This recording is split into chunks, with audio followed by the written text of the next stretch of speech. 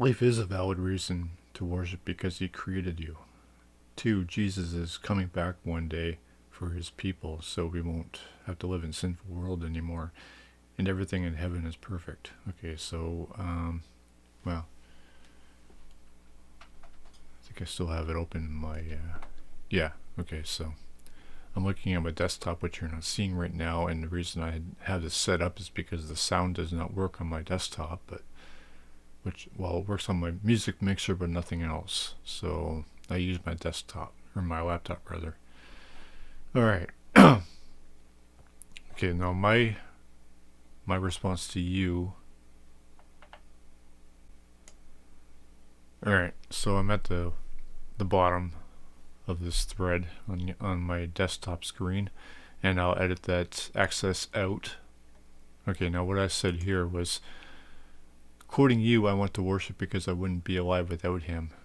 To which my questions are, how is life a valid reason to worship? Now, what did you say?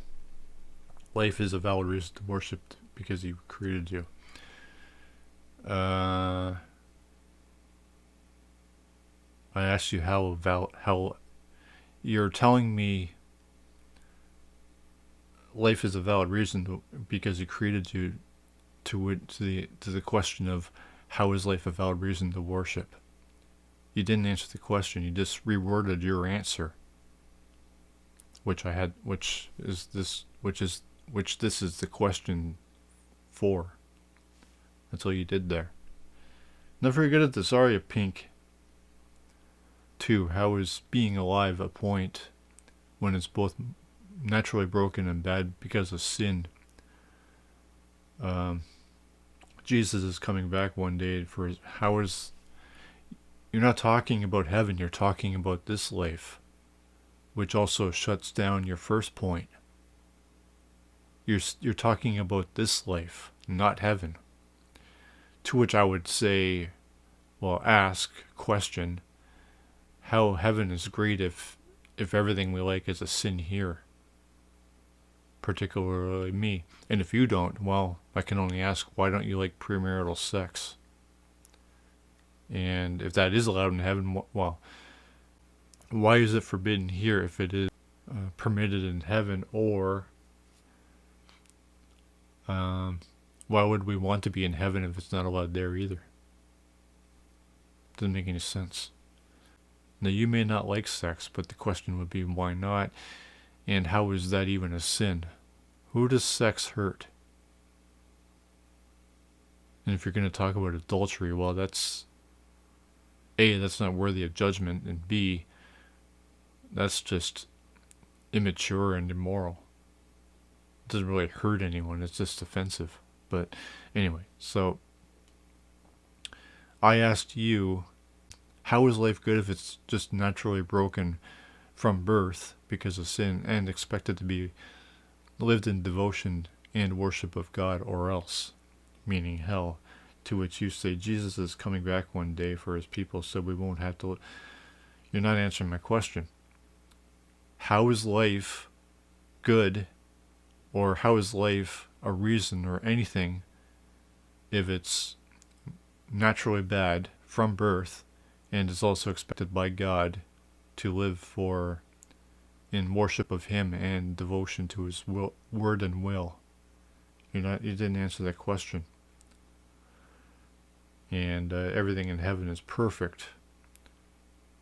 How can everything in heaven be perfect if we're still sinners? As Christianity says, we're only forgiven, which is the whole point of accepting Jesus Christ into your heart. That's only for forgiveness. That's not resolution of sin. That's not correction. And how can sin even exist anyway if Adam and Eve were both created by God? God being perfect. Or maybe the problem here is I need your definition of perfect. How can perfection create imperfection? And how is that imperfection so? And how could the magic tree even exist if God is only capable of good? So, not only scrolling up here, did you you commit the, it's not a fallacy, but invalidity of reversing my question, why do you not want to worship, to my question of why do you want to worship? You said I want to worship because I wouldn't be alive without him today. What's the point of being alive? That's just nihilism. How is life valid? You're ignoring my question of life being naturally sinful and also expected to be lived in devotion and obedience to God or worship of God.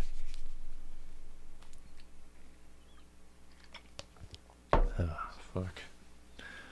You can avoid my question. You can try to evade and deflect all you want, Pink. It's not going to work. I don't argue and I don't use facts. I hold your feet to the fire with questions. I break things down and then I question you psychologically. Then I question you psychologically.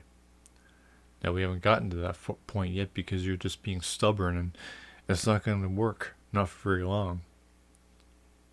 And as long as you're a Christian, you're always wrong. So you can't win with me, lady. Well, Pink, I don't know. I don't care if you're male or female. I guess that wraps this one up.